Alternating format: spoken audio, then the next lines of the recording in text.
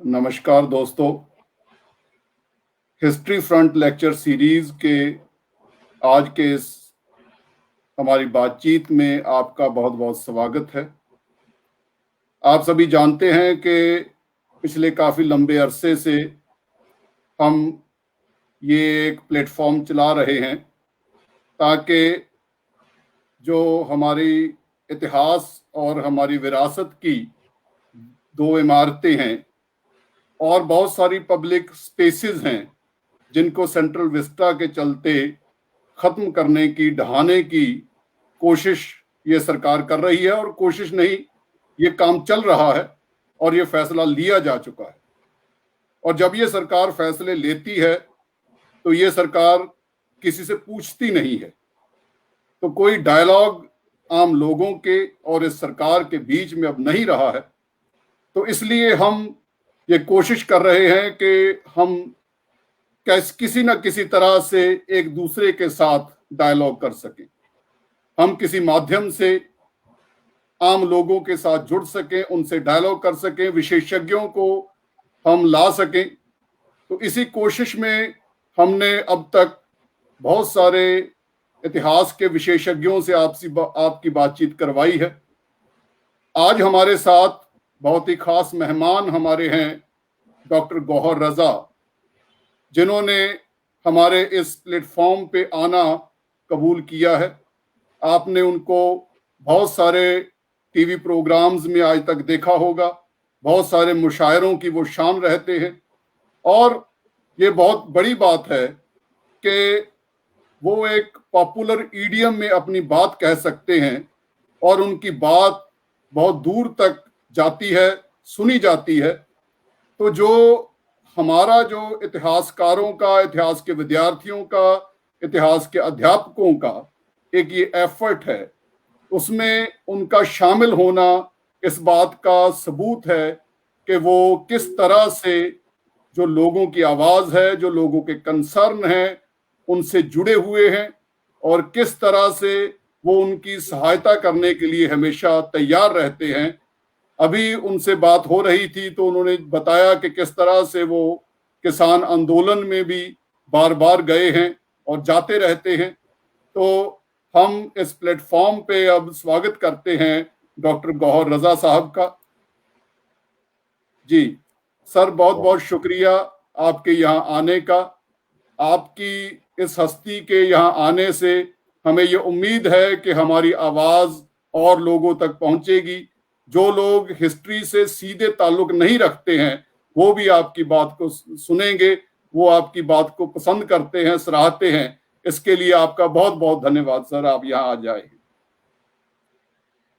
अमनदीप, बहुत धन्यवाद आपका बुलाने के लिए इस प्लेटफॉर्म के ऊपर। जैसा मैं कह रहा था कि मुझे कोई उम्मीद नहीं बची है उन प्लेटफॉर्म्स से जिनको हम नेशनल प्लेटफॉर्म ऑफ कम्युनिकेशन कहते हैं। मुझे टेलीविज़न से कोई उम्मीद नहीं बची, मुझे अखबारों से कोई उम्मीद नहीं बची है, जो बड़े बड़े अखबार जाने जाते हैं।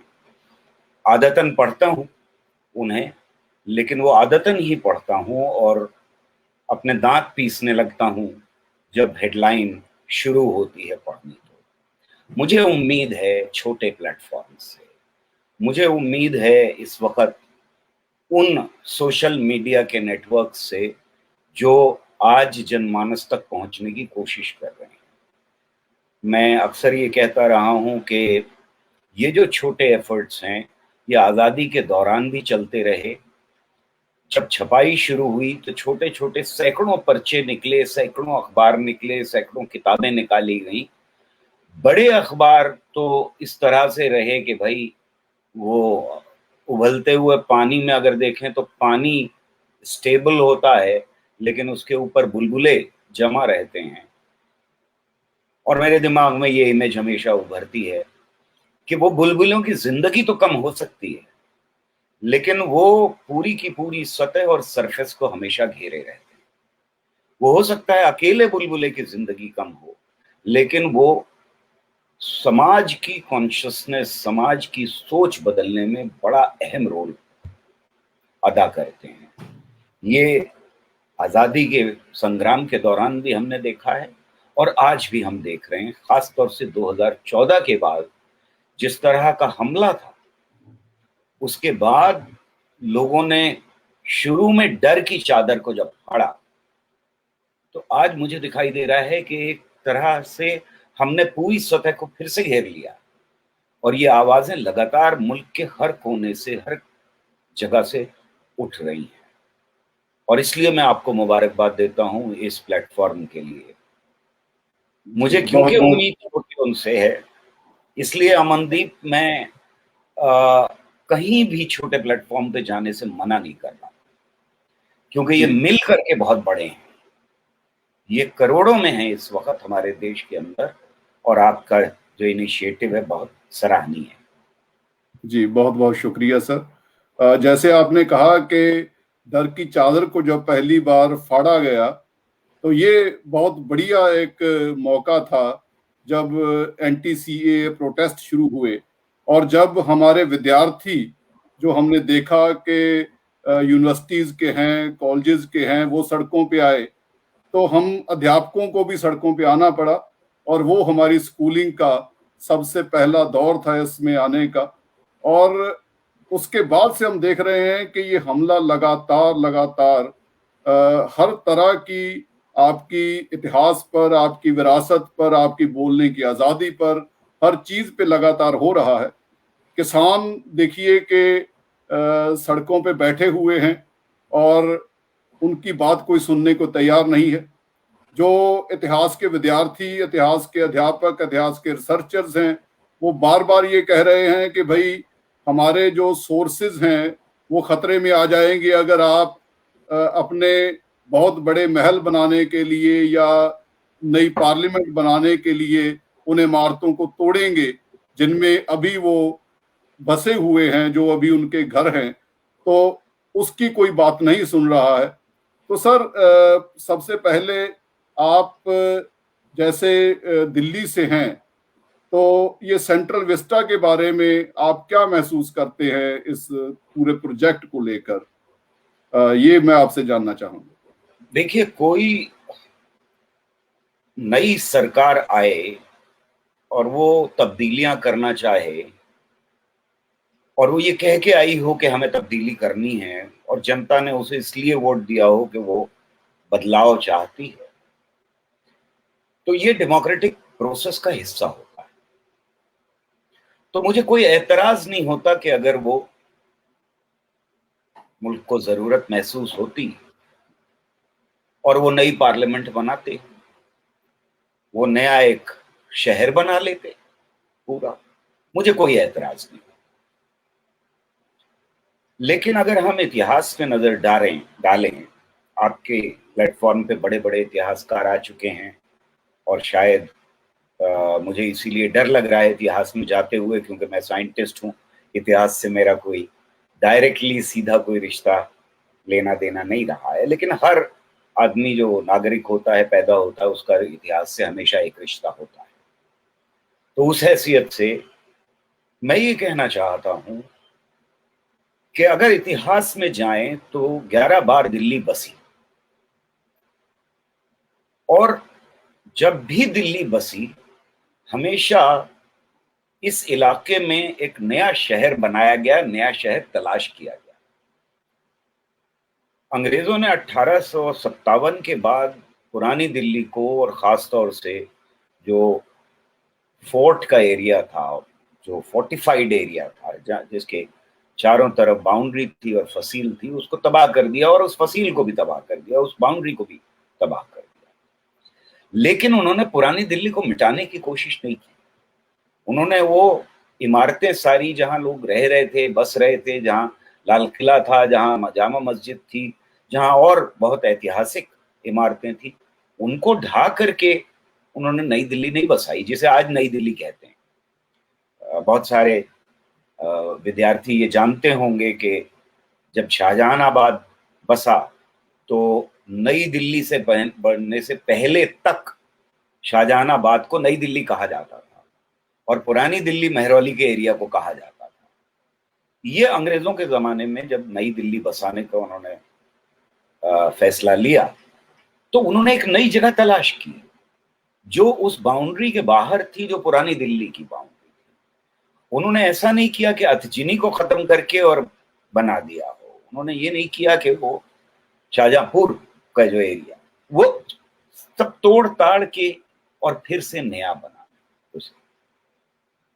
मेरा एतराज इसके ऊपर है कि ये सरकार जब से आई तब से ये हमारी हिस्ट्री के इतिहास के ऊपर हमला करती रही।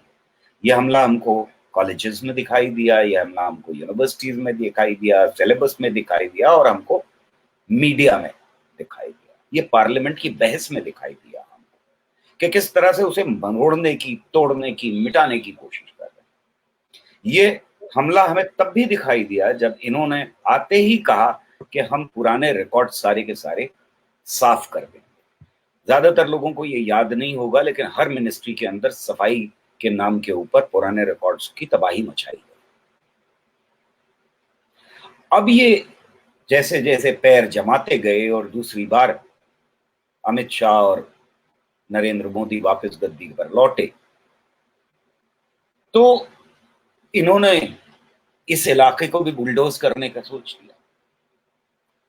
वैसे तो मेरा कहना यह है कि ये नाम बदलने में बड़े शातिर थे, तो नाम ही बदल देते, इसी पार्लियामेंट का नाम बदल देते। इन्होंने बहुत सारी जगहों का नाम बदला है, बहुत सारे स्टेशंस का नाम बदल दिया, यहाँ का भी नाम बदल के दिल ठंडा कर लेते, पर इनकी हिम्मत आगे बढ़ गई और इसमें इन्होंने कहा कि इस इलाके को ही बर्बाद कर दो, इसकी हिस्ट्री ही मिटा दो, इसको साफ करने की कोशिश।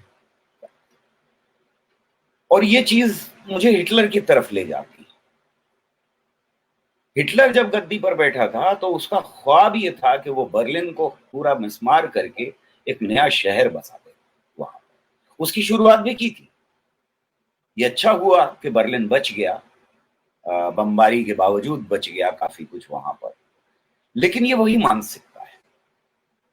मैं ये समझता हूं कि जो लीडरशिप माइन कंपाफ पढ़ के आगे बढ़ी है, जिसने गोलवालकर के बंच ऑफ थॉट्स को पढ़ा है और उससे वो जवान हुई है, जो ज्यादातर चोरी है हिटलर की माइन कंपाफ किताब से।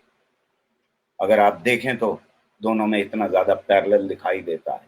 वहां से ये पढ़े बढ़े लोग, और इनके सर के ऊपर हाथ रहा है बाबाओं का, उनसे मैं ज्यादा उम्मीद नहीं कर सकता।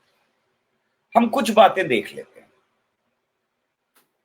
दुनिया में कहीं भी किसी सरकार ने, मुझे नहीं मालूम है, कम से कम ये हिस्टोरियंस और आजकल के मॉडर्न टाइम्स के हिस्टोरियंस शायद बेहतर बता सकते हैं, हो सकता है मैं गलत हूं, पर मुझे नहीं मालूम है कि कहीं कोई सरकार आई हो, कहीं कोई बड़ा बदलाव आया हो और उन्होंने अपने नेशनल आर्काइव्स और नेशनल म्यूजियम जैसी इमारतों को बदला हो, वहां से उठा के कहीं और फेंका। उसकी वजह क्या है? उसकी वजह यह है कि ये पब्लिक प्लेसेस होती हैं जिनके ऊपर आवाम का हक होता है। सबसे ज्यादा हक आवाम का इन पब्लिक प्लेसेस के ऊपर, जो उनकी हेरिटेज है। 6,500 साल की हेरिटेज हमारे नेशनल म्यूजियम में मौजूद है।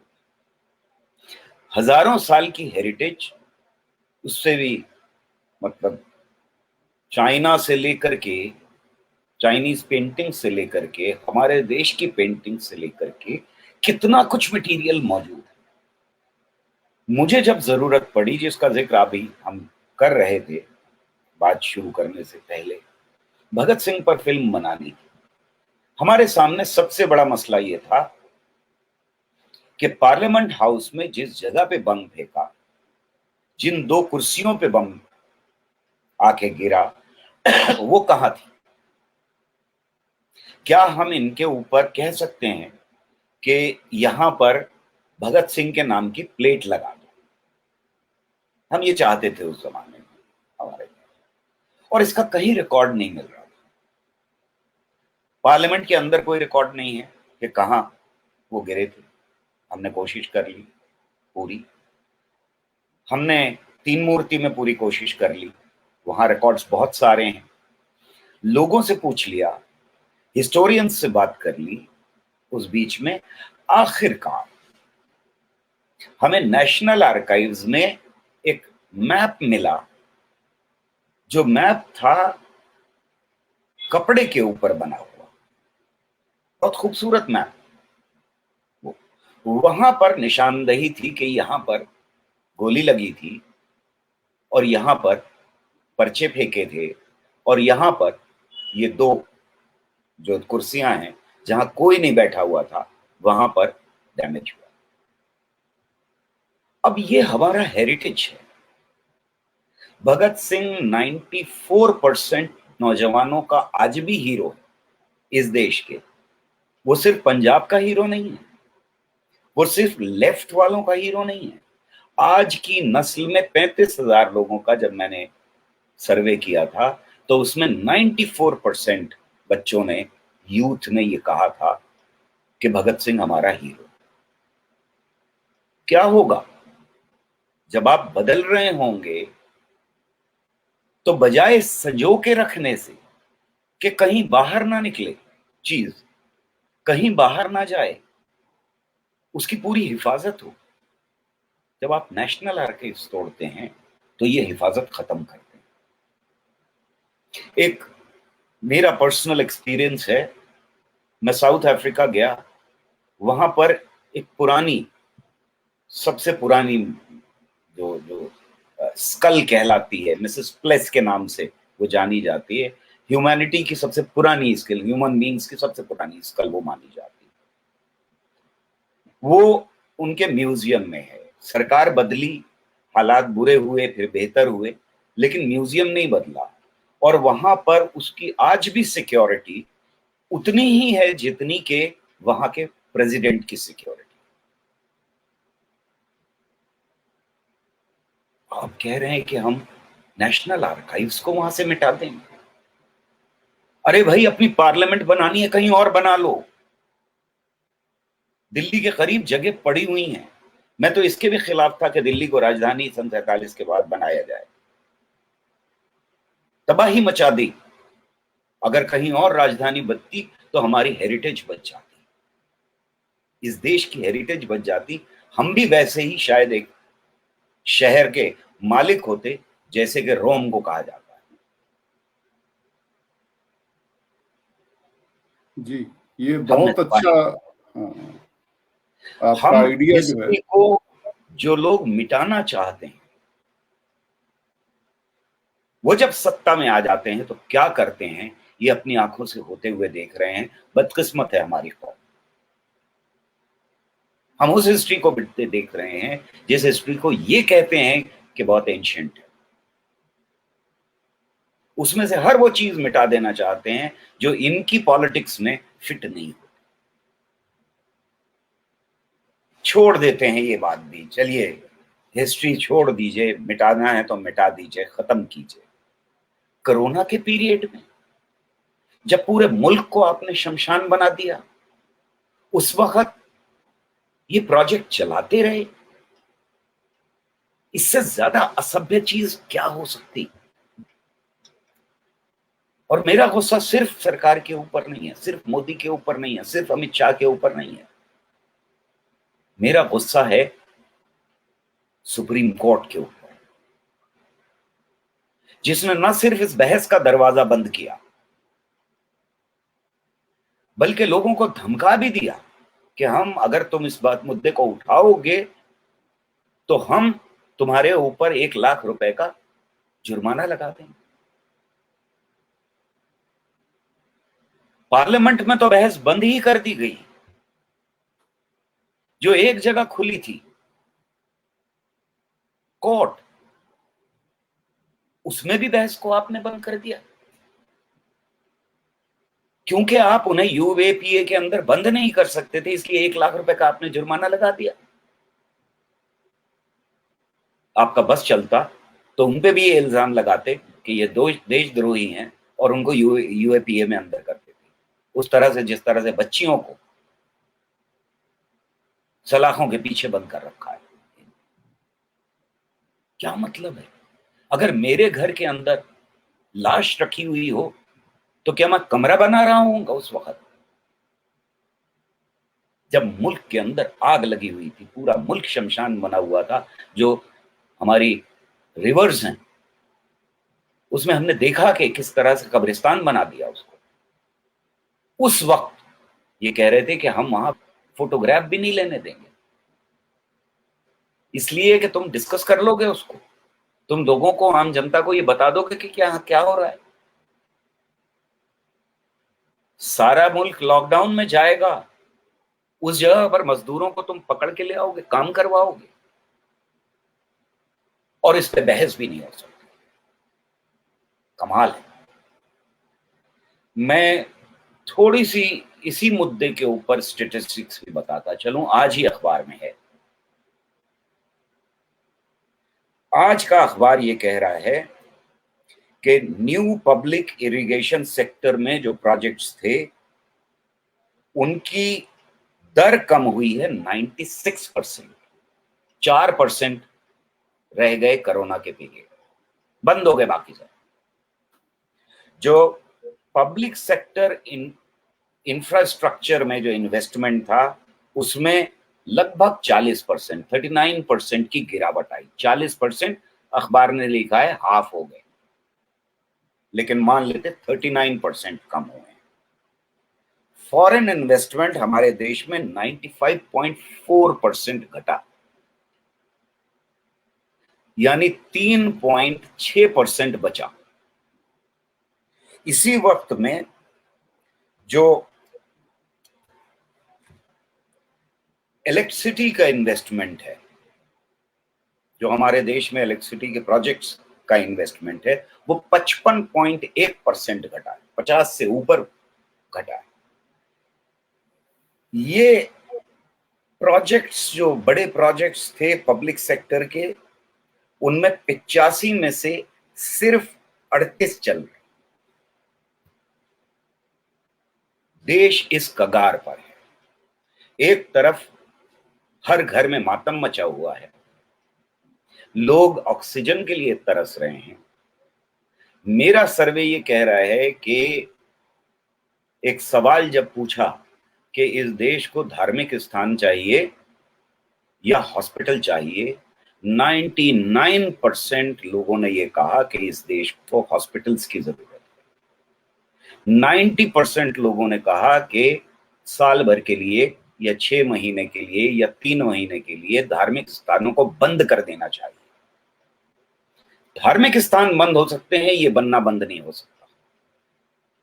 कितने का प्रोजेक्ट है? 23,000 करोड़। 23,000 करोड़ का प्रोजेक्ट नहीं रोका गया जब ये अर्थव्यवस्था थी हमारे देश की, जब लोगों का घर शमशान बना हुआ। कुत्तों के लिए जो जगह बनाई गई थी मेरे घर के करीब, उस जगह को बदला गया, शमशान घाट बनाया गया इंसानों के लिए। ऐसे में देश त्रस्त था, और आप ये कह रहे थे कि मुझे तो अपना घर बनाना है, मुझे वाइस प्रेसिडेंट का घर बनाना है। कितने में? 23,000 करोड़ में। लोग ऑक्सीजन के लिए तरस रहे हैं और आप 23,000 करोड़ वहां खर्चा करना चाहते हैं, और एस्केलेट होके अंदाजा यह है कि ये लगभग 40,000 करोड़ जाएगा। मैं तो ये भी एक ऑल इंडिया इंस्टीट्यूट जो बना रहे हैं लगातार, ये तो सबसे बड़ा है। इस पैसे में 200 ऑल इंडिया इंस्टीट्यूट बन सकते। सोच लीजिए कितने हजार स्कूल बनाए जा सकते हैं, सैकड़ों यूनिवर्सिटी बनाई जा सकती है। ऐसे वक्तों के ऊपर जब मुल्क को जरूरत इस बात की है कि ऑक्सीजन का इंतजाम हो, हॉस्पिटल की कंडीशंस बेहतर की जाएं, बजाय वहां इन्वेस्ट करने के, आप एक नई पार्लियामेंट बना रहे हैं, आप एक विस्ता बना रहे हैं। और आखिरी बात जो आप कह रहे थे, धीरे धीरे एक के बाद एक सरकार ने ये किया है, और इनके जमाने में ये चरम सीमा पर पहुंच गया। मुझे याद है कि मैं बस से जब आता था तो बस प्रेसिडेंट हाउस के अंदर होकर के गुजरा करती थी। वो बहुत ही खूबसूरत रास्ता होता था और कभी कभी मैं सिर्फ बस का सफर इसलिए कर लेता था कि मुझे उस रास्ते पे से, उस बस में से गुजरना है। मैंने उस रास्ते पे स्कूटर चलाया है प्रेसिडेंट्स हाउस के अंदर, मैंने उस रास्ते पे कार चलाई। आज वो रास्ता बंद है। आज सिर्फ वो रास्ता बंद नहीं है, नॉर्थ और साउथ एवेन्यूज जो हैं वहां भी जाने में आपको परेशानी, पार्लियामेंट के करीब से गुजरने में परेशानी। इंडिया गेट के ऊपर मेरा बेटा स्केटिंग करने के लिए जिस जगह जाया करता था वो इंडिया गेट के बिल्कुल करीब तक जा सकता, उसके चारों तरफ घेरा लगा। क्या कर रहे हैं? ये जनता की पब्लिक प्लेसेस हैं भाई। इंडिया डेमोक्रेटिक कंट्री है। आप हर ऐसी जगह से जो पब्लिक प्लेस है उससे दूर भगा देना चाहते हैं। नेशनल म्यूजियम अगर वहां रहेगा जिस जगह के ऊपर प्राइम मिनिस्टर की सिक्योरिटी है, जहां आप 35,000 से ज्यादा कारों को खड़े करने की जगह बना रहे हैं, उस जगह के ऊपर कौन जा पाएगा? नेशनल म्यूजियम के अंदर वहां गन लिए हुए लोग खड़े हुए दिखाई देंगे। जिस जगह पे हम जश्न मनाते हैं रोज शाम को दिल्ली शहर के अंदर, जहां दिल्ली की जनता दिन में सर्दियों में और शाम को गर्मियों में आके अपना वक्त गुजारती है, उस खूबसूरत जगह से आप पेड़ भी खत्म कर देंगे, आप लोगों को दूर भेज देंगे। ये कौन सी डेमोक्रेसी है? ये फैशिज्म के कदमों की आहट है। त्रिकोण बनाने के लिए सुना है मैंने, लेकिन मुझे मालूम नहीं है कि वास्तुशास्त्र में ये कहा गया कि आप तीसरी बार तभी चुने जा सकते हैं जब पार्लियामेंट राउंड ना हो, तिकोनी हो। ये कहानी है,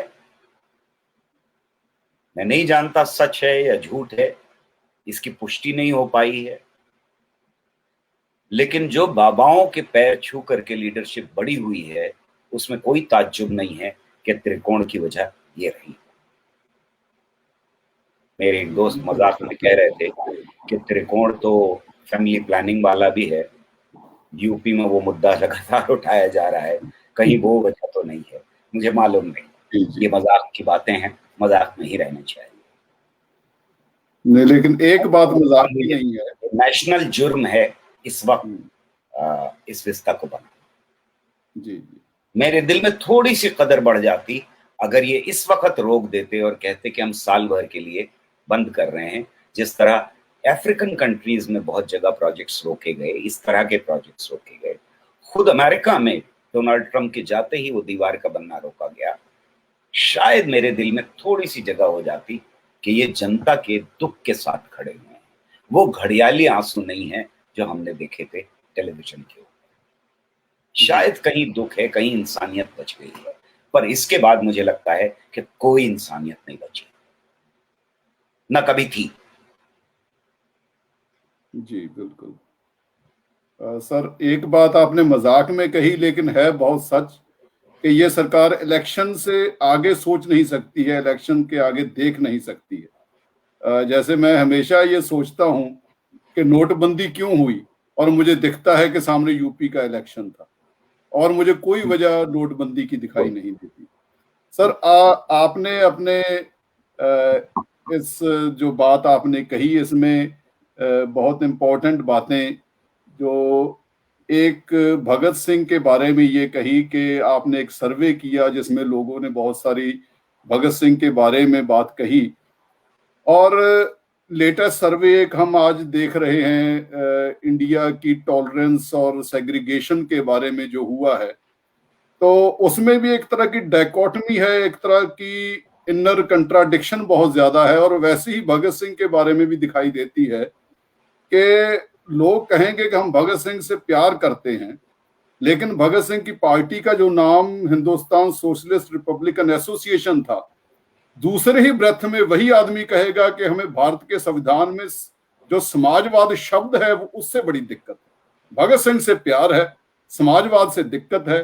और जबकि भगत सिंह ने अपनी जो एक नौजवान कारकुनों के नाम में एक संदेश में बात कही थी कि आप जो लोग इनकलाब जिंदाबाद का नारा आज लगा रहे हैं, अगर आपके इनकलाब जिंदाबाद का अर्थ समाजवाद नहीं है तो हम पे मेहरबानी कीजिए, हम पे रहम कीजिए, ये नारा लगाना बंद कर दीजिए, आप इसको डिस्टॉर्ट कर रहे हैं। तो सर आपका जो इस तरह की जो इनर कंट्राडिक्शंस हमारे इसमें है कि भाई हमने एक अच्छा सा संविधान बना लिया और हमने सोच लिया कि ये सब लागू हो गया है, और हमने ये सोच लिया कि ऐसा होना चाहिए, हमने सोच लिया कि ऐसा हो रहा है। जैसे कि बहुत सारे लोगों ने उस सर्वे में ये कहा कि हम लोग भारत में ये चाहते हैं कि धार्मिक विभिन्नता बची रहे, हालांकि उनका एटीट्यूड उसके बिल्कुल उल्ट है। उसी तरह से दूसरी एक इसी तरह की बात आती है कि हम ये सोचते हैं कि हमारे भारत के लोग जो है वो डिस्क्रिमिनेट करते ही नहीं है जाति के आधार पर। लेकिन जैसे हमने ये सोच लिया कि ऐसा नहीं होना चाहिए, उसी को आइडलाइज करके हमने ये कह दिया कि ऐसा भारत में होता है, जैसा कि हमने आदर्श बना लिया। तो इसके बारे में आप सर बताइए कि इससे आपको क्या लगता है कि क्या करैक्टर है हमारा जो देश का है? देखिए, मेरा काम जो साइंस में रहा है वो पब्लिक अंडरस्टैंडिंग ऑफ साइंस को लेके रहा है, और ये बड़ा इंपॉर्टेंट सवाल आप पूछ रहे हैं। मैं इस सवाल से लगातार जूझता रहा,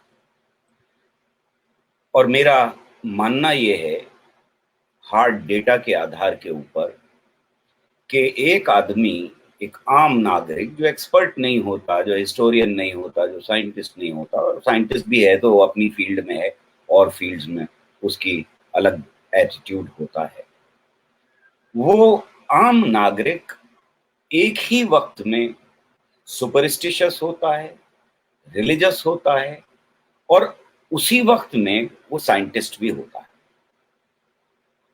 उसको साइंस से भी लेना देना है, वो साइंटिफिकली टेम्पर्ड भी है, वो रिलीजियस भी है, वो सुपरस्टिशियस भी है, वो मान्यताएं उसकी अलग अलग भिन्न है। आज की डेट में अगर किसी आम नागरिक से ये पूछा जाए कि भाई तुम्हें अमन पसंद है या वायलेंस पसंद है, तो मैं नहीं समझता कि इवन वो लोग जिन्होंने घर जलाए होंगे कल तक अपने पड़ोसी के, वो ये कहेंगे कि वायलेंस होना चाहिए समाज के अंदर। एक आदमी जिसने कत्ल किया होगा वो भी आपको जवाब यही देगा कि वायलेंस के खिलाफ हूं। आप पूछें जंग सही है, या आप पूछे साइंस में आपका कितना यकीन है, तो वो कहेगा मेरा पूरा यकीन है साइंस में। और जब वो आप पूछेंगे कि अपने धर्म में कितना यकीन है, वो उसमें भी यकीन। तो बहुत सारे कॉन्ट्रडिक्शंस में एक आम आदमी रहता है और समाज रहता है। पॉलिटिकल पार्टीज खास तौर से और भी संस्थाएं, ये जो मानसिकताएं हैं एक आदमी के अंदर, उन मानसिकताओं को एक तरफ तो रिप्रेजेंट करती हैं और दूसरी तरफ उनको बढ़ाने की कोशिश करती हैं। यानी उनके आधार के ऊपर वोट मांगना, संगठन बनाना, ये सब कुछ करती है। इसकी एक बड़ी सिंपल सी एग्जांपल मुझे बहुत पसंद है कि जब शादी घर में हो रही होती है तो पंडित से या मुल्ला से आप फेरे कैसे होंगे, सामग्री क्या आएगी, कौन से पेपर पे दस्तखत होंगे जो मुसलमानों में होते हैं, निकाह कैसे पढ़ा जाएगा, ये आप मुल्ला से और पंडित से पूछते हैं। पर कभी ये नहीं पूछते कि भाई मेन्यू में क्या रखूं, किन लोगों को बुलाऊं, किन लोगों को नहीं बुलाऊं, किन लोगों को कहाँ बुलाऊं, घर वाले कहाँ रहेंगे, ये सब नहीं पूछते आप। वो बिल्कुल साइंटिफिकली टेम्पर्ड डिसीजन होता है आपका। जेब में कितने पैसे, कौन सा बारात घर ले सकता हूं, कौन सा नहीं ले सकता, कितने लोग। तो वही आदमी एक तरफ रिलीजियस है और दूसरी तरफ बिल्कुल उसका रैशनैलिटी के साथ डायरेक्ट सामना।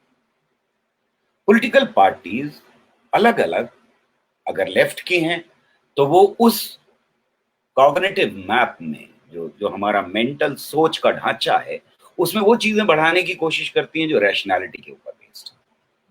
हमारी वो संस्थाएं जो आप और मैं जैसे लोग जिनके साथ जुड़े रहते हैं, वो रैशनैलिटी को बढ़ाने की कोशिश करती हैं। और उनमें से कुछ संस्थाएं ऐसी हैं जिनमें हम जानते हैं, आरएसएस है, हिंदू महासभा है, बजरंग दल है, ये वो हिंसा वाले हिस्से को बढ़ाने की कोशिश करती हैं, वो इरैशनैलिटी बढ़ाती हैं, वो साइंस के खिलाफ खड़ा करने की कोशिश करती हैं। अभी अभी हंगामा हुआ है बाबा रामदेव को लेकर के। तो ये जो नेक्सस बनता है, और हमें बनता हुआ दिखाई दिया 80s के बाद हिंदुस्तान में, जहां एक तरफ बाबा हैं, दूसरी तरफ पॉलिटिकल लीडरशिप है जो उनकी परवरिश वहीं हुई है, और तीसरी तरफ ये क्रोनी कैपिटलिज्म है। ये जो नेक्सस है, इसने पूरे देश की के पॉलिटिकल कल्चर को तो कम से कम बदल के रख दिया है। इसमें एक आम नौजवान जो भगत सिंह से प्रेरित होकर उसके करीब जाने की कोशिश करता है, उसे ये संस्थाएं रोकती हैं, पर एक हद तक नाकाम है। वो भगत सिंह को मिटा नहीं सकती, वो एप्रोप्रिएट करने की लगातार कोशिश करती हैं भगत सिंह को, और भगत सिंह के एक एस्पेक्ट को, यानी वायलेंट एस्पेक्ट को उजागर करने की कोशिश करती है, और इसमें वो बहुत हद तक कामयाब है। हम जो लेफ्ट प्रोग्रेसिव सोशलिस्ट विचारधारा के लोग हैं, ये हमारी नाकामी रही है कि हम उस स्पेस को, उस स्ट्रक्चर को सोचने के एनलार्ज नहीं कर पाए जहां हम भगत सिंह के दूसरे मैसेज भी पहुंचा पाते। हमारे लिए आसान काम था, क्योंकि भगत सिंह को ये फोर्सेस नेगेट नहीं कर सकती, मिटा नहीं सकती। भगत सिंह का नाम इतना स्ट्रांग है कि उसे मिटाया नहीं जा सकता। 94%, और जिसमें हिंदुस्तान के और हिस्से शामिल हैं, साउथ इंडिया शामिल है, नॉर्थ ईस्ट शामिल है, कश्मीर शामिल है, बाकी सब शामिल, इन जगह के रिप्रेजेंटेटिव्स का सर्वे, 33,000 लोगों का सर्वे, नौजवानों का सर्वे, जो ये कह रहा है कि नौजवान भगत सिंह से मोहब्बत करता है, वो उनका हीरो है। हम उस हीरो का वो हिस्सा लोगों तक नहीं पहुंचा पाए, हम नौजवान तक नहीं पहुंचा पाए। लेकिन ये मत सोचिए कि हम पूरी तरह नाकाम हैं। भगत सिंह तो कामयाब है, हम पूरी तरह नाकाम नहीं है। ये हमें दिखाई दिया सीए मूवमेंट में, जो आपने अभी जिसका जिक्र किया, ये हमें किसानों के मूवमेंट में दिखाई दे रहा है। भगत सिंह जिंदा था वहां पर। अगर आप मुझसे पूछें तो वो छात्र जिसको आप कल तक पढ़ा रहे थे और कामयाबी के साथ भगत सिंह पढ़ा रहे थे, वो साल भर के बाद भी जेल से माफी मांग के वापस नहीं आया जैसे आरएसएस वाले आते। ये आज का भगत सिंह है। मैं समझता हूं कि मैं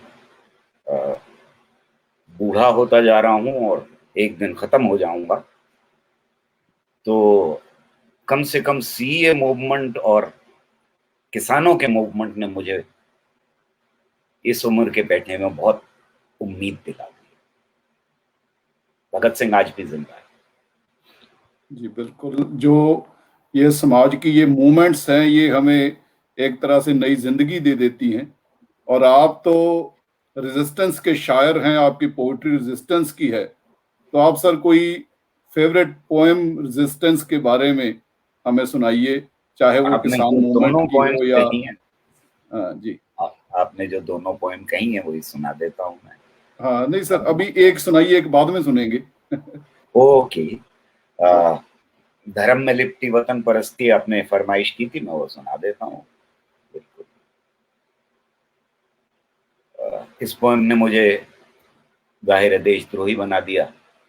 गजलें बहुत कम कही हैं, ये गजल थी, कह दी, सुना दी, और फिर मैं देशद्रोही हो गया। धर्म में लिपटी वतन परस्ती क्या क्या स्वांग रचाएगी, धर्म में लिपटी वतन परस्ती क्या क्या स्वांग रचाएगी, मसली कलियां झुलसा गुलशन जर्द खिजा दिखलाएगी। मसली कलियां झुलसा गुलशन जर्द खिजा दिखलाएगी, यूरोप जिस वहशत से अब भी सहमा सहमा रहता है, वो यूरोप जिस वहशत से अब भी सहमा सहमा रहता है, खतरा है वो वहशत मेरे मुल्क में आग लगाएगी, खतरा है वो वहशत मेरे मुल्क में आग लगाएगी। जर्मन गैस कदों से अब तक खून की बदबू आती है और वो खून की बदबू हमारे मुल्क तक पहुंच गई है। जर्मन गैस कदों से अब तक खून की बदबू आती है, अंधी वतन परस्ती हमको उस रास्ते ले जाएगी, अंधी वतन परस्ती हमको उस रास्ते ले जाएगी। अंधे कुएं में झूठ की नाव तेज चली थी मान लिया, अंधे कुएं में झूठ की नाव तेज चली थी मान लिया, लेकिन बाहर रोशन दुनिया तुमसे सच बुलवाएगी, लेकिन बाहर रोशन दुनिया तुमसे सच बुलवाएगी। नफरत में जो पले बढ़े हैं, नफरत में जो खेले हैं, नफरत देखो आगे आगे उनसे क्या करवाएगी। ये मत खाओ वो मत पहनो, इश्क तो बिल्कुल करना मत, ये मत खाओ वो मत पहनो, इश्क तो बिल्कुल करना मत। देशद्रोह की छाप तुम्हारे ऊपर भी लग जाएगी, देशद्रोह की छाप तुम्हारे ऊपर भी लग जाएगी। फनकारों से पूछ रहे हो, फनकारों से पूछ रहे हो क्यों लौटाए हैं सम्मान, फनकारों से पूछ रहे हो क्यों लौटाए हैं सम्मान। पूछो कितने चुप बैठे हैं, शर्म उन्हें कब आएगी, पूछो कितने चुप बैठे हैं, शर्म उन्हें कब आएगी। ये मत भूलो, ये मत भूलो अगली नस्लें रोशन शोला होती, ये मत भूलो अगली नस्लें रोशन शोला होती हैं। आग को रेदोगे चिंगारी दामन तक तो आएगी, आग को रेदोगे चिंगारी दामन तक तो आएगी। दिल्ली की सरहद तो चिंगारी पहुंच ही गई। जी जी बिल्कुल सर। क्योंकि ये जो नज्म है ये हमारे आज के दौर को बहुत अच्छी तरह से प्रभावित करती है और इतिहास के उस दौर से जोड़ती है जिसमें यूरोप ने वो सब कुछ देखा है, जिस रास्ते पे हम बहुत तेजी से बढ़े जा रहे हैं। ये एक तरह से ये एक चेतावनी वाली नज्म है। सर एक प्रश्न जो है वो बड़ी बार बार मेरे दिमाग में पैदा होता है, वो ये है कि गैस चैम्बरों में मारे गए जो यहूदी थे उन पर सदियों से अत्याचार जो है वो ईसाइयत के नाम पे किया गया, और आज जो हो रहा है जो पश्चिमी एशिया में वो ये है कि यहूदी जो हैं वो उनका जो सारा गुस्सा सारा क्रोध जो है वो डाइवर्ट कर दिया गया है मुसलमानों की तरफ। तो ये एक तरह की कैपिटलिज्म की या पश्चिम की एक बड़ी अजीब सी रणनीति है। और क्या यही कुछ भारत में भी हो रहा है कि भारत में सदियों से जो लोग दलित कहकर अछूत कहकर उनको प्रताड़ित किया गया, आज जब उनकी जरूरत है डेमोक्रेसी में एक पॉलिटिकल हिंदू क्रिएट करने के लिए ताकि वो लोग आज इकोनॉमिक डिमांड्स मत करें, अपनी असली आज़ादी इकोनॉमिक फ्रीडम में ना देखें, तो उनको एक वही तरह की नफरत जो है वो भड़काकर एक दूसरी कौम के खिलाफ, तो एक आप मेजॉरिटेरियन स्टेट क्रिएट कर रहे हैं। तो आप इस पूरे जो पसमंजर है इसको कैसे देखते हैं? देखिए, अगर फिर से इतिहास पे नजर डालें तो हम एक गलती ये करते हैं कि हजारों साल से दबे हुए यहूदी जो हैं वो वही यहूदी हैं जो आज यहूदी हैं। ये जो हिस्ट्री की रीडिंग है ये वही रीडिंग है कि बाबर की औलाद कह दें आप किसी, जरूरी ये बात नहीं है कि जो कौमें हिस्टोरिकली दबा हुआ अपने को महसूस करें वो ताकत आने के बाद, सत्ता मिलने के बाद या सत्ता में भागीदारी मिलने के बाद वो उनके साथ खड़े हो जाएं जो दबे हुए हैं। पर जरूरी ये भी नहीं है कि वो ना खड़े, क्योंकि हमें भारत के आजादी के इतिहास के 70 सालों में हम उन सारे देशों के साथ खड़े रहे जो पिछड़े थे, जो दबे हुए थे, और हम साउथ अफ्रीका की अपार्थाइड गवर्नमेंट के खिलाफ खड़े रहे। हम जिस इजराइल का आप जिक्र कर रहे हैं उसके खिलाफ खड़े, हम फिलिस्तीनियों के साथ। ये एक बड़ा बदलाव आया है कि आज हम जालिम के साथ खड़े। उसी तरह से जिस तरह से इंपीरियलिज्म ने पहले निकाला यहूदियों को यूरोप से, और शायद इस बात पर हिटलर की यकीन कर लिया कि सारी परेशानियों की जड़ यहूदी हैं और इसलिए इनको निकाल करके किसी और जगह भेज दो, और उनको एक जगह बसा दिया गया।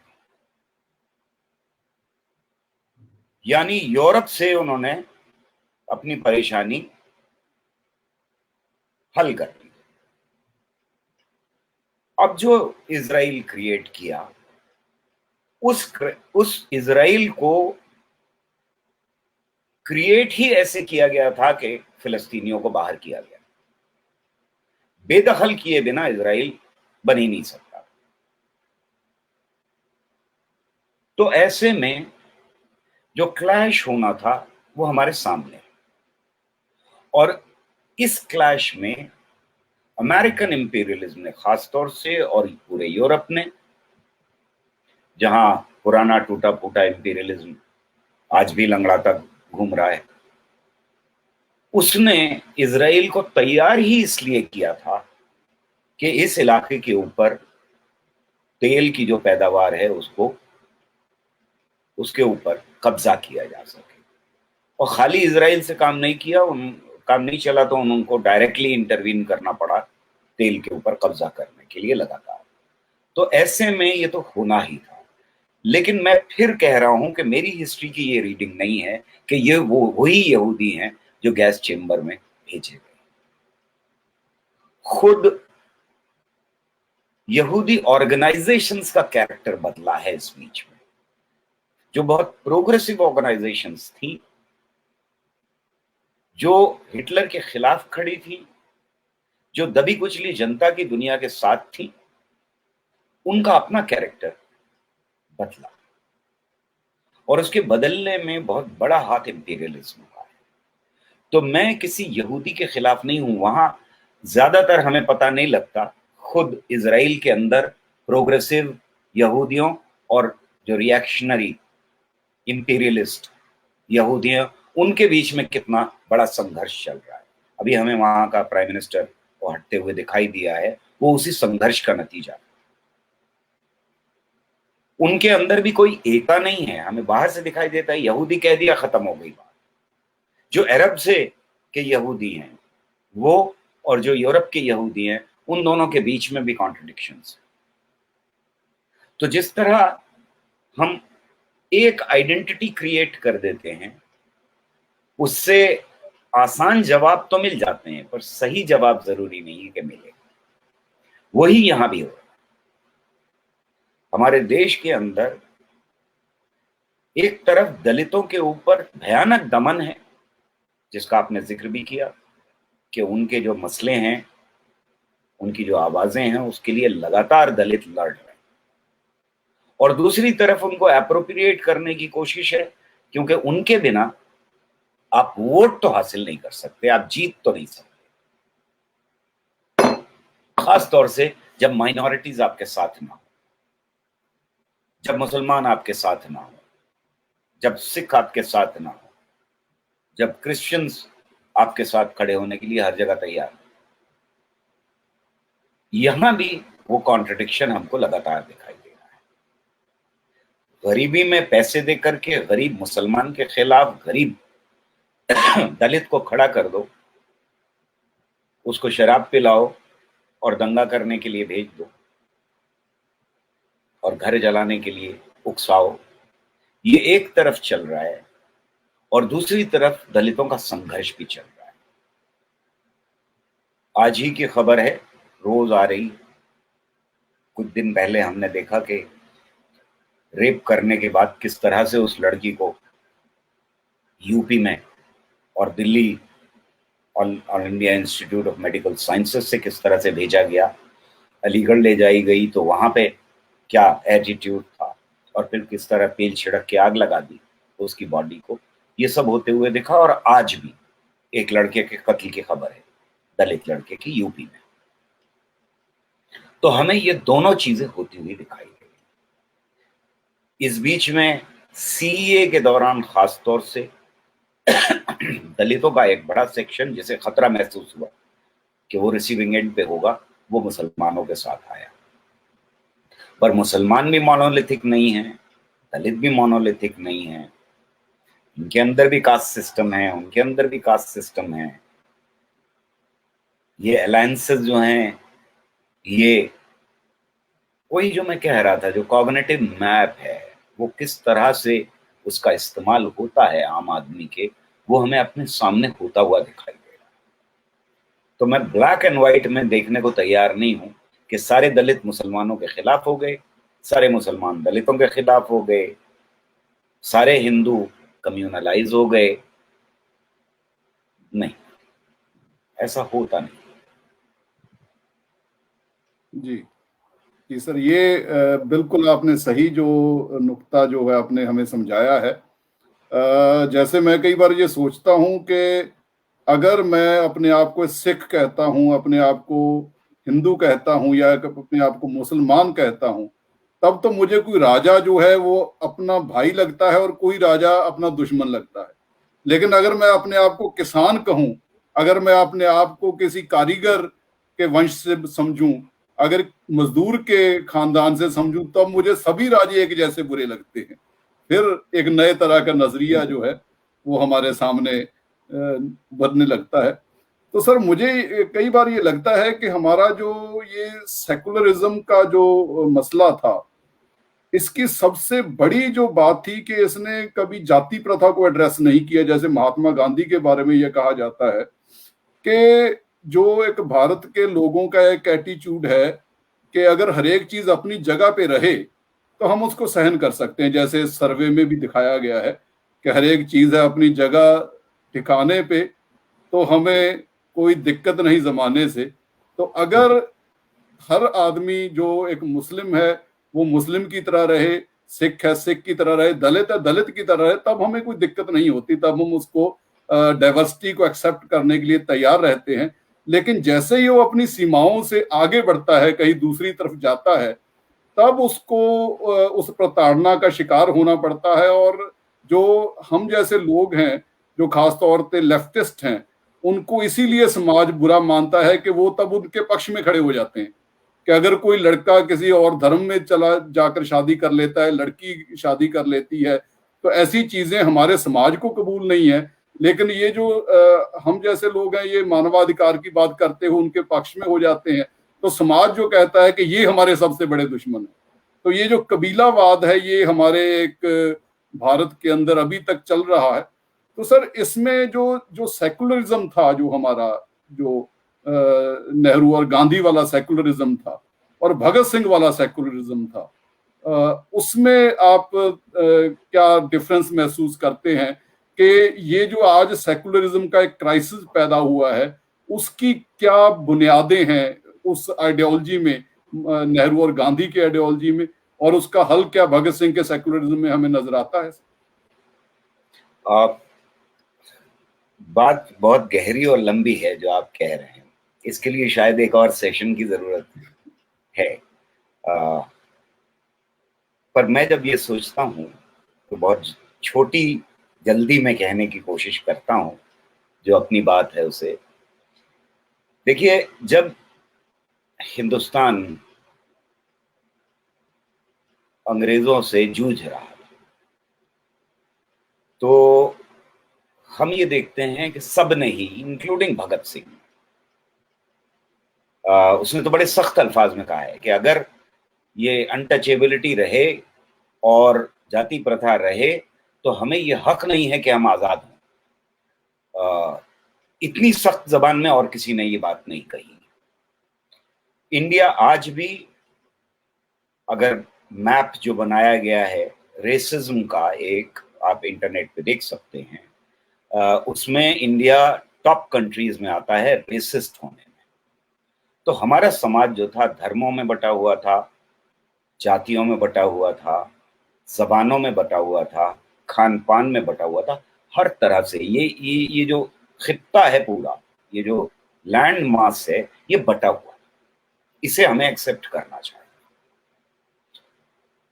और अंग्रेजों से लड़ने के लिए हमें चाहिए था कि कोई सबको बांध के रख सके, कोई एक ऐसी आइडेंटिटी चाहिए थी जो सबको बांध के रख सके। तो वो सिर्फ अकेली आइडेंटिटी हो सकती थी, इंडियन आइडेंटिटी, यानी हम भारत के निवासी, we the people of India. अकेली आइडेंटिटी बांध रखने वाली यही है। इसके अलावा सारी आइडेंटिटीज, हिंदू, मुसलमान, अपर कास्ट, लोअर कास्ट, क्या खाते हो, चावल खाते हो, गेहूं खाते हो, दाल खाते हो, नहीं खाते, क्या पहनते हो, पगड़ी है, टोपी है, चोटी है, सब बांटने वाली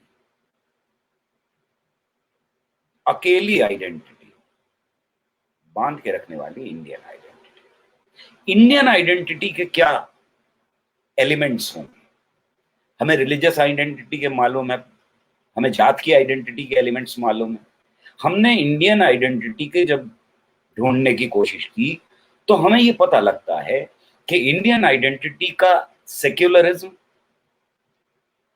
यूनिटी इन डाइवर्सिटी, अनटचेबिलिटी के खिलाफ खड़ा होना, जात पात के खिलाफ खड़ा होना, सबको काम, सबको छत, सबको शिक्षा, महिलाओं के अधिकार, ये बनाते हैं इंडियन आइडेंटिटी को। ये एलिमेंट्स हैं इंडियन आइडेंटिटी के। इनके बिना इंडियन आइडेंटिटी डिफाइन नहीं की जा सकती। जो इंक्लूसिव हो, एक्सक्लूसिव तो आप हिंदुत्व की एक आइडेंटिटी है, वो खड़ी कर लीजिए, खालिस्तान की एक आइडेंटिटी है, खड़ी कर लीजिए। मतलब मुसलमान उठ के कहेगा भाई हमने राज किया है, हमें वापस दो इस देश के ऊपर। तो बाकी आइडेंटिटीज जो हैं वो सिर्फ एक्सक्लूसिव आइडेंटिटीज। तो जो सवाल आप उठा रहे हैं वो बहुत ही इंपॉर्टेंट सवाल है। इसके ऊपर कहीं ज्यादा गहराई से देखने की जरूरत है हमें कि अगर ये आइडेंटिटी टूटती है, इंडियन आइडेंटिटी, तो मुल्क भी टूट जाएगा, इकट्ठा नहीं रह सकता। और इसलिए आपका प्रश्न इंपॉर्टेंट हो जाता है। इस पे गहरा चिंतन होना चाहिए हमारे समाज के अंदर कि क्या हम सबको इकट्ठा रख सकते हैं? क्या बिना सेक्युलरिज्म के ये मुल्क इकट्ठा रह सकता है? क्या बिना सबको शिक्षा का अधिकार के वापस जा सकते हैं हम? क्या हम दलित हो गए तो कान में सीसा पिघला के डाल देंगे, महिला हो तो सती कर देंगे? क्या मुल्क इकट्ठा रह पाएगा? फिर नहीं रह सकता। मेरा मानना यह है कि जो we the people of India है वो इंक्लूसिव आइडेंटिटी के बिना जिंदा नहीं रह सकता। और ये पिग्मी आइडेंटिटीज, जिन्हें मैं पिग्मी आइडेंटिटीज कहता हूं, ये मरी नहीं है, ये हैं हमारे देश में। हम रेसिस्ट भी हैं साथ में, हम अनटचेबिलिटी में भी यकीन रखते हैं।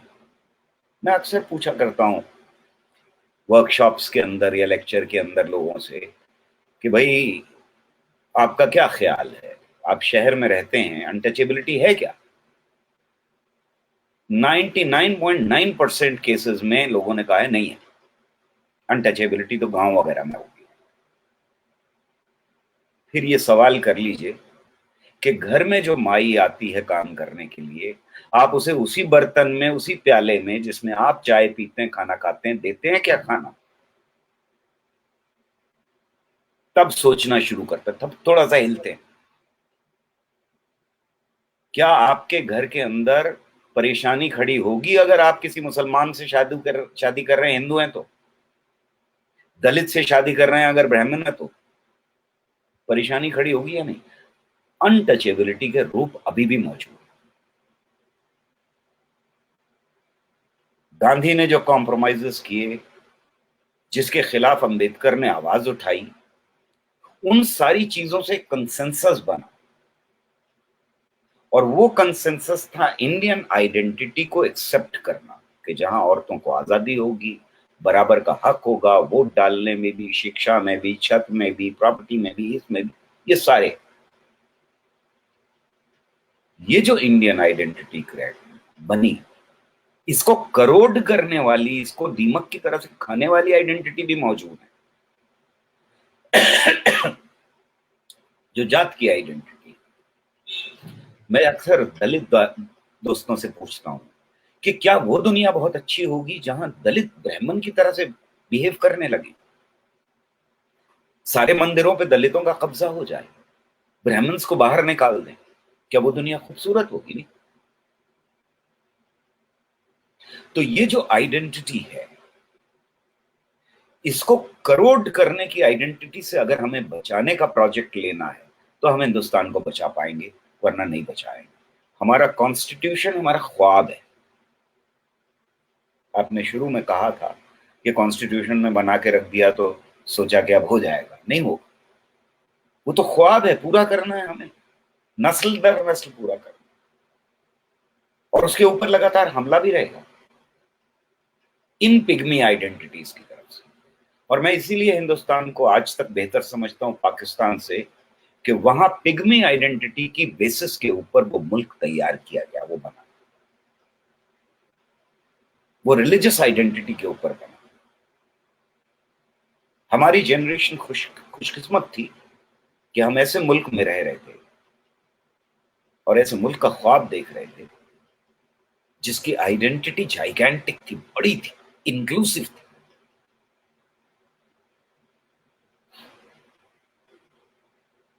समझता हूं इसके चिंतन की जरूरत है, लगातार जरूरत। जी सर। सर, जैसे आपने कहा कि हमारा जो एक विजन था इंडियन आइडेंटिटी का, वो संविधान में उसको एक सपने की तरह हमें सौंपा गया। और एक दिक्कत ये रहती है कि जैसे हम अलग अलग इकोसिस्टम से आते हैं, एक आदमी एक सिख इकोसिस्टम से आता है, एक हिंदू इकोसिस्टम से आता है, एक मुस्लिम इकोसिस्टम से आता है। उनको तोड़ने का सबसे बड़ा काम जो स्कूल को करना होता है, जो कॉलेज को करना होता है, जो यूनिवर्सिटी को करना होता है, उससे भी ज्यादा स्कूल को करना होता है, जो बेसिक होता है।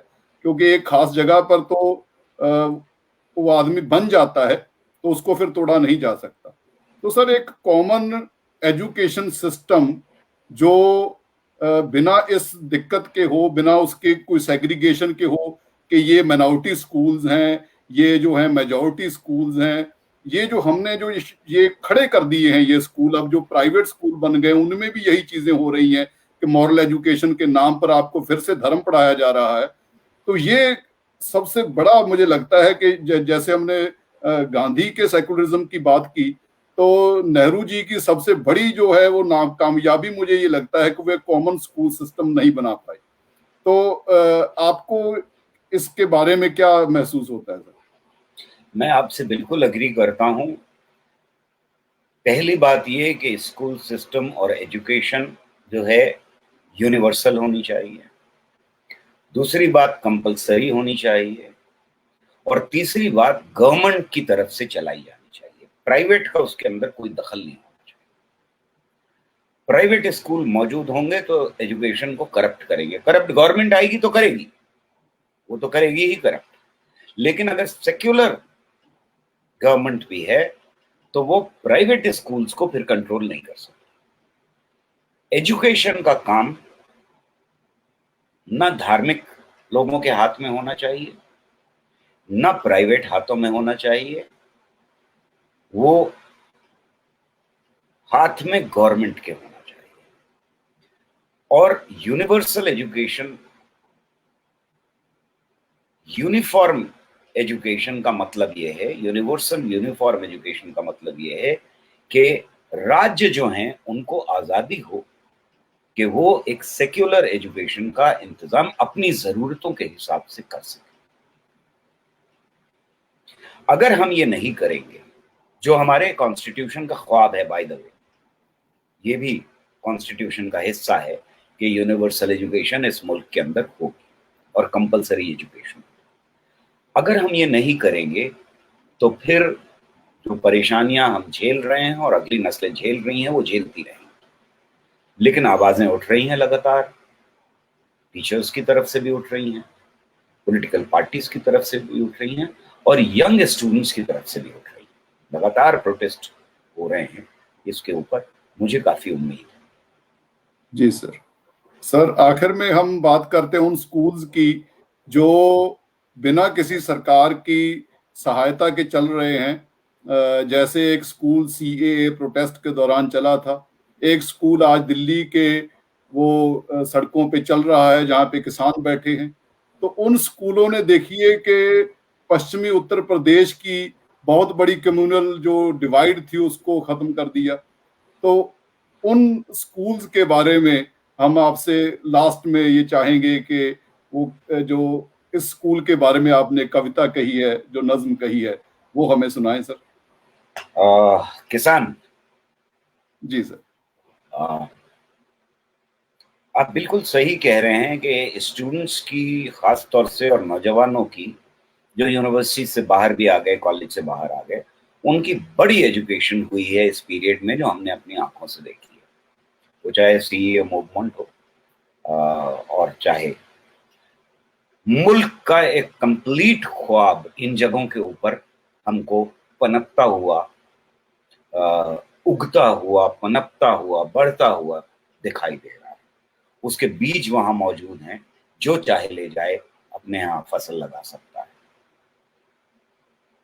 किसान, तुम किसानों को सड़कों पे ले आए हो, अब ये सैलाब है। तुम किसानों को सड़कों पे ले आए हो, अब ये सैलाब हैं और सैलाब तिनकों से रुकते नहीं। ये जो सड़कों पे हैं, खुदकशी का चलन छोड़ कर आए हैं, बेड़ियां पांव की तोड़ कर आए हैं।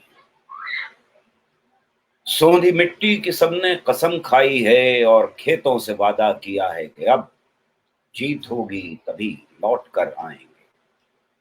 अब जो आ ही गए हैं तो ये भी सुनो, अब जो आ ही गए हैं तो ये भी सुनो, झूठे वादों से ये टलने वाले नहीं। तुमसे पहले भी जाबिर कई आए थे, तुमसे पहले भी शातिर कई आए थे, तुमसे पहले भी रहजन कई आए थे, जिनकी कोशिश रही सारे खेतों का कुंदन बिना दाम के अपने आकाओं के नाम गिरवी रखे। तुमसे पहले भी शातिर कई आए थे, तुमसे पहले भी जाबिर कई आए थे, तुमसे पहले भी ताजिर कई आए थे, तुमसे पहले भी रहजन कई आए थे, जिनकी कोशिश रही सारे खेतों का कुंदन बिना दाम के अपने आकाओं के नाम गिरवी रखे। उनकी किस्मत में भी हार ही हार, उनकी किस्मत में भी हार ही हार थी और तुम्हारा मुकद्दर भी बस हार है। तुम जो गद्दी पे बैठे खुदा बन गए, तुमने सोचा कि तुम आज भगवान। तुम जो गद्दी पे बैठे खुदा बन गए, तुमने सोचा कि तुम आज भगवान हो। तुमको किसने दिया था ये हक खून से सबकी किस्मत लिखो और लिखते रहो। तुमको किसने दिया था ये हक खून से सबकी किस्मत लिखो और लिखते रहो। गर ज़मीं पर खुदा है कहीं भी कोई, गर ज़मीं पर खुदा है कहीं भी कोई, तो वो दहकान है। दहकान किसान को कहते हैं। गर ज़मीं पर खुदा है कहीं भी कोई, तो वो दहकान है वही देवता, वो ही भगवान है। और वही देवता अपने खेतों के मंदिर की दहलीज को छोड़कर आज सड़कों पे सरबकफ अपने हाथों में परचम लिए सारी तहजीब इंसान का वारिस है जो आज सड़कों पे है। जालिमों जान लो, तानाशाहो सुनो, अपनी किस्मत लिखेगा वो सड़कों पे अब। काले कानून का जो कफन लाए हो, धज्जियां उसकी बिखरी है चारों तरफ। काले कानून का जो कफन लाए हो, धज्जियां उसकी बिखरी हैं चारों तरफ। इन्हीं टुकड़ों को रंग कर धनक रंग में। आने वाले जमाने का इतिहास भी शाहराहों पे ही अब लिखा जाएगा। तुम किसानों को सड़कों पे ले आए हो, अब ये सैलाब है, और सैलाब तिनको से रुकते नहीं, और सैलाब तिनको से रुकते नहीं। वाह सर, वाह। बहुत हम शुक्रिया। इस प्लेटफॉर्म से ये कोशिश करते हैं और ये उम्मीद करते हैं कि किसी दिन हमारे देश के इतिहास और विरासत को बचाने के लिए भी लोग इसी तरह से उठें और तानाशाहों को, जो बिना हमारी बात सुने हमारे लिए फैसले ले रहे हैं, जैसे कि किसी ने कहा है कि आजकल लोगों की जरूरत क्या है ये मोदी की इच्छा तय करती है। तो इस तरह की सरकार को जो जवाब देने के लिए हमारे विद्यार्थी, हमारे लोग इस प्रोजेक्ट को रोकने के लिए भी, इतिहास और विरासत को बचाने के लिए भी अगर उठे, तो इस उम्मीद में हम ये प्रोग्राम हर हफ्ते करते हैं। हर हफ्ते किसी न किसी विद्वान के साथ, किसी न किसी अदीब के साथ आपसे मुलाकात करवाते हैं। तो सर, आप आखिर में अगर कुछ कहना चाहें, कुछ आपके मन में हो, आपके इच्छा हो कहने की, तो रह गया मैं हो कुछ। तो यही कहना चाहता हूँ, जो बात मैंने शुरू में कही थी कि आपका ये जो एफर्ट है इसको कम करके मत आकिएगा। ये एफर्ट बहुत जरूरी है। ये कदम लोगों तक पहुंचने का सिर्फ दूसरों के लिए नहीं, अपने को खुद जिंदा रखने के लिए बहुत जरूरी है। और ऐसे हजारों एफर्ट हो रहे हैं मुल्क के अंदर, जो लोगों का जहन बदल रहे हैं, जो लोगों की इच्छाएं प्रकट कर रहे हैं, जो सही बात को सही तरीके से रख रहे हैं, और पूरी जाफिशानी के साथ, पूरी दबंग तरीके से वो अपनी बात को इस रिप्रेशन के काले दौर में कह रहे हैं। ये बहुत बड़ी बात है। मैं इसकी बहुत इज्जत करता हूँ और ये देश को बचा के रखेगी। मेरा मानना यह है कि ये एफर्ट कहीं भी किसी भी सूरत से छोटा एफर्ट नहीं। जी सर, बहुत बहुत शुक्रिया। सर, हमारे एक विद्यार्थी का सजेशन है कि साइंटिफिक टेम्परामेंट के ऊपर आपका एक स्पेशल लेक्चर होना चाहिए। तो हम आपसे गुजारिश करेंगे कि किसी और दिन आप दोबारा हमारे इस गरीब खाने पे तशरीफ लाइएगा। तो आज के लिए दोस्तों, हम यहीं इस मुलाकात को समाप्त करते हैं। जी, बहुत बहुत शुक्रिया सभी का, सभी देखने वालों का बहुत बहुत शुक्रिया।